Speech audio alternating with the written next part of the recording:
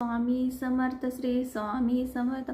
स्वामी समर्थ पहिल्यांदा, श्री स्वामी समर्थ पहिल्यांदा अक्कलकोटमध्ये खंडोबाच्या मंदिरात इसवी सन 1856च्या साली प्रकट झाले, म्हणून तो दिवस आपण प्रकट दिन म्हणून साजरा केला. तो यावर्षी 31 तारखेला प्रकट दिन श्री स्वामी समर्थांचा आहे. तरी मला सगळ्यांना भक्तांना सांगायचं आहे की जरूर तुम्ही आजपासून स्वामी समर्थांची सेवा सुरू करायला सुरुवात करा. स्वामी समर्थांची सेवा म्हणजेच तरी काय करायची, जमलं तर रोज अभिषेक घालायला सुरू करा.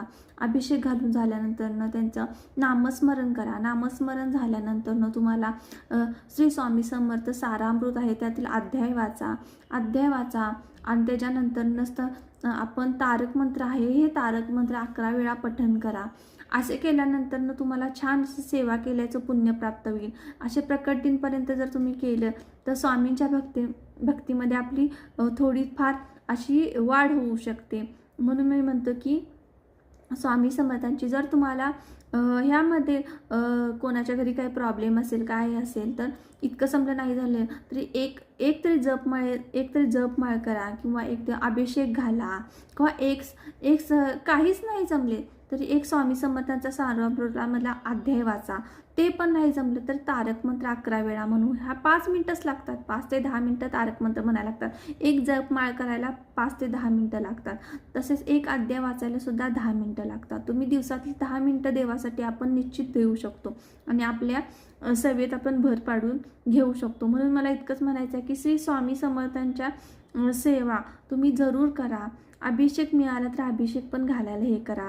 आपण देवाच्या पुण्याने आपल्याला सगळ्या संकटातून आपण पूर्ण बाहेर पडू शकतो. तर आपण तेवढे देव आपल्याला सगळं देत असतो, रोज खायला अन्न देत असतो, सगळं देत असतो. तर आपण देवासाठी एवढंही काही करू शकत नाही का? मला एक जरूर सांगायचं की काहीच नाही जमलं तर ह्या प्रकट दिनाच्या दिवसापर्यंत नमस्ते तरी करतच राहा. स्वामी समर्थांच्या पायाला नतमस्तक व्हा. तुम्हाला देव काहीही कमी पडू देणार नाही. श्री स्वामी समर्थ, भिवू नकोस मी तुझ्या पाठीशी, हे त्यांचं कायम वाक्यच आहे. मला इतकंच सांगायचं आहे की अभिषेक करा. अभिषेक झाल्यानंतर एक जपमाळ करा. जपमाळ झाल्यानंतर स्वामी समर्थ सारामृतामधला अध्याय वाचा, तारक मंत्र म्हणा. एवढं करा, नक्कीच तुम्हाला नक्कीच तुम्हाला फळ मिळेल.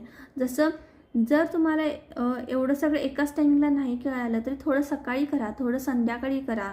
कधीही तुम्ही करू शकता देवाची भक्ती करताना. कधी नाही, दुपारी सुद्धा जर तुमचं लहान बाळ असलं, दुपारी लहान बाळ झोपल्यानंतर तुम्ही जप करू शकता. असं नाही की आपण कधी जप करू शकतो आणि काय करू शकतो, पण तुम्ही